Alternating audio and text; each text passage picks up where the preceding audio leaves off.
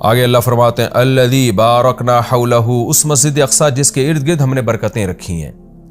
ارد گرد چونکہ سرزمین شام ہے تو اس میں اللہ نے برکتیں رکھیں، دنیاوی برکتیں بھی رکھی ہیں اور روحانی برکتیں بھی۔ روحانی برکتیں یہ ہیں کہ جتنے پیغمبر اس سرزمین میں آئے کسی دوسری زمین میں نہیں آئے، اور جتنے پیغمبروں کی وہاں قبریں ہیں سرزمین شام میں اور بیت المقدس میں، اتنی قبریں پیغمبروں کی کہیں نہیں ہیں، کسی اور جگہ پہ اتنی قبریں نہیں ہیں۔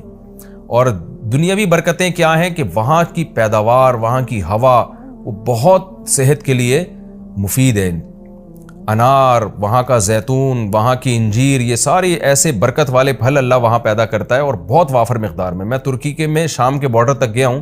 پہلے تو شام کا علاقہ بہت وسیع تھا، تو یہ تو اب جو شام ہے یہ تو تھوڑا سا رہ گیا ہے۔ نبی صلی اللہ علیہ وسلم کے دور کا جو شام ہے وہ تو بہت وسیع رقبہ تھا۔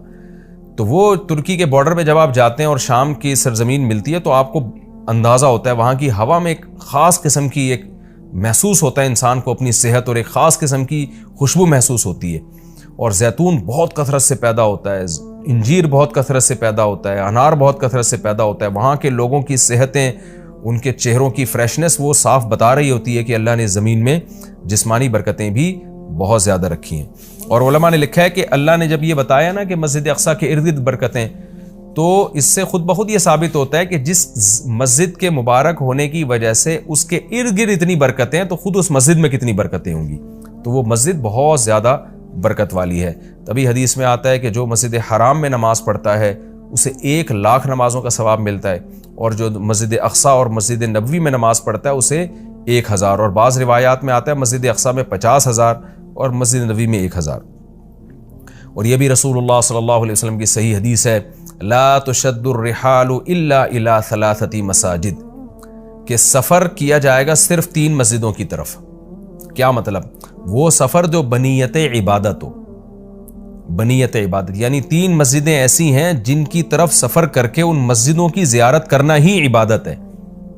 ویسے تو کوئی بھی مسجد ہو آپ ویسے دیکھنے کے لیے چلے جائیں، اس کو سفر کر کے بھی انسان جا سکتا ہے ویسے ہی دیکھنے کے لیے بھئی مسجد کیسی بنی ہے، خوبصورت ہے یا نہیں، لیکن اعلیٰ وجہ تقرب یعنی وہ سفر جو بطور عبادت کے ہوگا، ان میں صرف 3 مسجدیں ایسی ہیں جن کی طرف زیارت کے لیے سے جانا ہی بذات خود شریعت میں مقصود ہے اور ایک عبادت ہے، اور ان میں جا کے نماز پڑھنے کی اضافی بہت زیادہ فضیلت ہے۔ تو وہ 3 مسجدیں آپ نے فرمایا، ایک مسجد حرام، ایک مسجد اقصی اور ایک مسجد نبوی۔ تبھی مسلمان جب تک مسجد اقصی آزاد نہیں تھی تو مسلمان مسجد اقصی بھی سفر کر کے جایا کرتے تھے، مسجد حرام بھی، اور مسجد نبوی تک تو الحمدللہ اب بھی جاتے ہیں۔ اور اللہ سے ہم دعا کرتے ہیں کہ اللہ تعالیٰ مسجد اقصی کو دوبارہ آزاد کرائے تاکہ ہمیں بھی وہاں جا کے نماز نصیب ہو اور مسجد اقصی کی ہمیں بھی زیارت نصیب ہو۔ یہ ہر مسلمان کی تمنا ہے، اور بہت سے لوگوں کو اللہ نے یہ توفیق دی ہے، وہاں جاتے ہیں، اور بہت سے لوگ اس زیارت سے محروم ہیں۔ تو ہم یہ دعا کرتے ہیں کہ اللہ تعالیٰ وہ مبارک مسجد جس کی طرف اللہ اپنے حبیب صلی اللہ علیہ وسلم کو معجزاتی طور پر لے کر گیا، اور خاص طور پر ہمارے حبیب صلی اللہ علیہ وسلم کو وہاں نماز پڑھوائی گئی معجزاتی طور پر، تو اللہ ہمیں بھی اس مقدس سرزمین کی زیارت کی توفیق نصیب فرمائے اور ہمارے لیے آسان فرمائے۔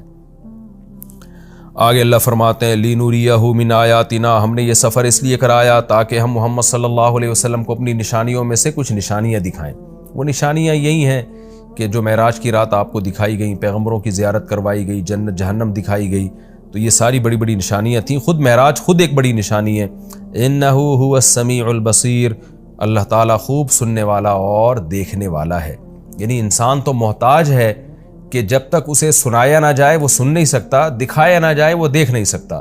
تو پیغمبر صلی اللہ علیہ وسلم بھی خود سے نشانیاں نہیں دیکھ سکتے، اللہ نے دکھائیں، اللہ نے سنائی، لیکن اللہ وہ ذات ہے جو سمیع بھی ہے اور بصیر بھی، اسے وہ ہر وقت ہر چیز کو دیکھ بھی رہا ہے اور ہر وقت ہر چیز کو سن بھی رہا ہے۔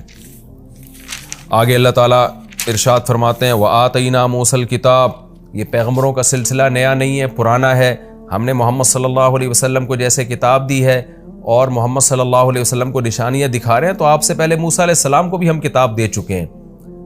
اور بیت المقدس کا تذکرہ ہے نا، تو یہودی بیت المقدس پہ ہمیشہ سے دعویٰ کرتے رہے کہ بیت المقدس تو ہمارا ہے اور اس میں تو ہمارے پیغمبر مدفون ہیں، تو اس کا بھی اللہ جواب دے رہے ہیں کہ ہم نے اہل یہودیوں کو کتاب دی تھی، مگر انہوں نے کتاب کا حشر کیا تو آگے پورے رکوع میں اسی کی تفصیل ہے کہ کس طرح انہوں نے خدا کی نافرمانی کی ہے، جس کے نتیجے میں اللہ نے ان سے یہ خلافت چھینی ہے اور بیت المقدس ان سے چھینا گیا ہے، تو اسی کا تذکرہ ہے۔ وَآتَيْنَا مُوسَى الْكِتَابَ، ہم نے موسیٰ کو کتاب دی، وَجَعَلْنَاهُ هُدًى، اور ہم نے ہدایت بنایا تھا اس کتاب کو، لِبَنِي اسرائیل، بنی اسرائیل کے لیے، اللہ تتخذوا من دونی وکیلا، اور ان سے کہا تھا میرے سوا کسی کو کارساز نہ بنانا، اللہ ہی سے دوستی لگانا، اللہ ہی کو اپنا وکیل یعنی کارساز سمجھنا کہ اللہ ہی تمہارے کام بنائے گا بگاڑے گا، لہذا اللہ ہی سے بنا کے رکھنا ہے۔ وکیل کہتے ہیں جو آپ کے کام بنانے والا ہوتا ہے۔ تو جب اللہ پہ اعتماد اور توکل کرو گے، اللہ ہی کو کارساز سمجھو گے، تو پھر ظاہر ہے اس کی اطاعت بھی کرو گے نا، مگر یہودیوں نے ایسا نہیں کیا۔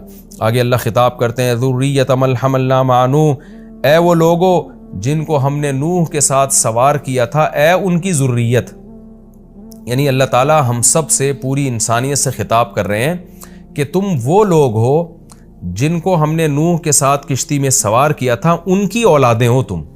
نوح علیہ السلام کے ساتھ کشتی میں بہت سے لوگ سوار ہوئے تھے، ان میں نوح علیہ السلام کے 3 بیٹے بھی تھے، حام، سام اور یافس، جن کا نام بیان کیا جاتا ہے۔ تو باقی ساری نسل انسانیت کی انہی 3 بیٹوں سے چلی ہے۔ تو وہ چونکہ کشتی میں نوح علیہ السلام کے ساتھ سوار تھے، اس لیے اللہ نے کہا کہ تم اے انسانوں، تم ان کی نسلیں ہو جن کو نوح علیہ السلام کے ساتھ ہم نے کشتی میں سوار کیا تھا، جو ان کے 3 بیٹے تھے۔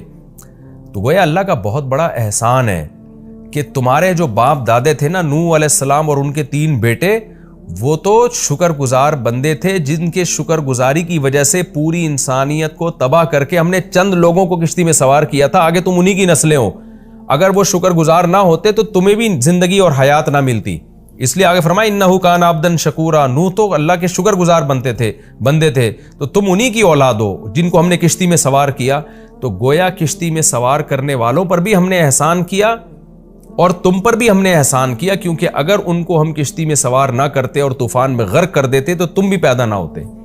تو اللہ تعالیٰ ہمیں ترغیب دے رہے ہیں کہ تمہارے باپ شکر گزار تھے، جن کی وجہ سے ان کو اور ان کے بیٹوں کو میں نے کشتی میں سوار کر کے بچایا، تو انہی کی وجہ سے میں نے تمہیں بھی بچایا۔ تو اے ان لوگوں کی ذریت، اے ان لوگوں کی نسلوں جن کو میں نے نوح کے ساتھ کشتی میں سوار کیا تھا، نوح شکر گزار آدمی تھے۔ تو کیا مطلب؟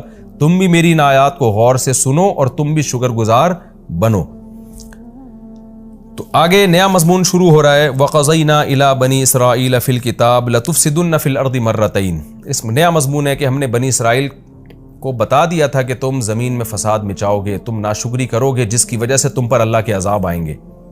تو بنی اسرائیل نے ان باتوں پر عمل نہیں کیا جس کی وجہ سے ان پر قوم مسلط ہو کر ان کو عذاب چکاتی رہی۔